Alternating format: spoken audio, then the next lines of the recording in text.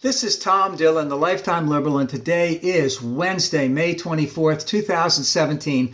The title of this rant is Mr. Minority, Please Invest in Our Children.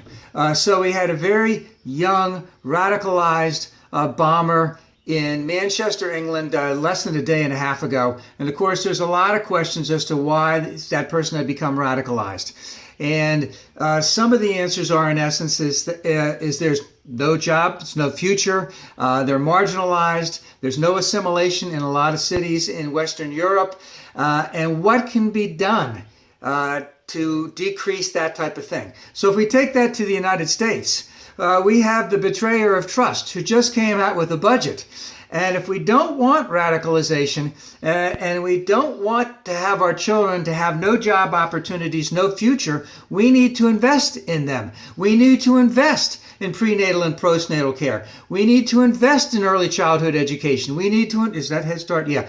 We need to invest in our public school system so that it is the envy of the world, because charter schools are designed specifically so people can profit and not for education. So we need to invest in our public schools. We need to invest in Social Security, in SNAP, which I believe is food stamps, in CHIP, which is food stamps basically just for children. We need to increase the minimum wage and a whole host of other types of things, which will give more of an opportunity for our children in terms of having a future, in terms of having job opportunities, in terms of not being radicalized, of not being marginalized. This is what we need to do, and we know how to do it. We have done it before, and if it involves increasing the taxing on the rich and on corporations, then so be it.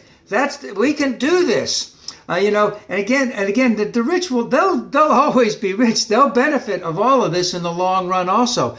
Paul Ryan and the blue-eyed Beelzebub, the immoral Catholic, be damned, because Mr. Minority has basically done everything that Paul Ryan and all of his ilk have wanted to do. He hasn't really been a part of this budget at all. And we know that right now, when it came out yesterday, I believe that it was $3.6 trillion decrease over the next 10 years in terms of decreases in Social Security and decreases in Medicaid, decreases in food assistance, decreases in investments in our children, right? And this is just basically madness. If we want America great, and America is great, we need to continue to invest, and we need to invest heavily, because we are rocketing into the 22nd century.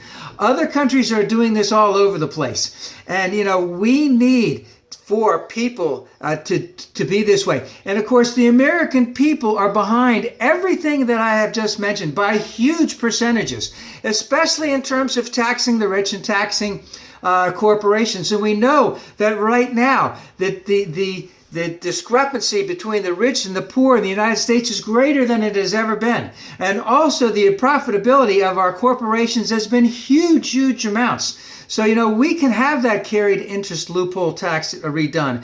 We can continue with the inherited wealth assessment. You want to decrease radicalization in the United States, we need to invest in our children, and we need to do it now in this budget.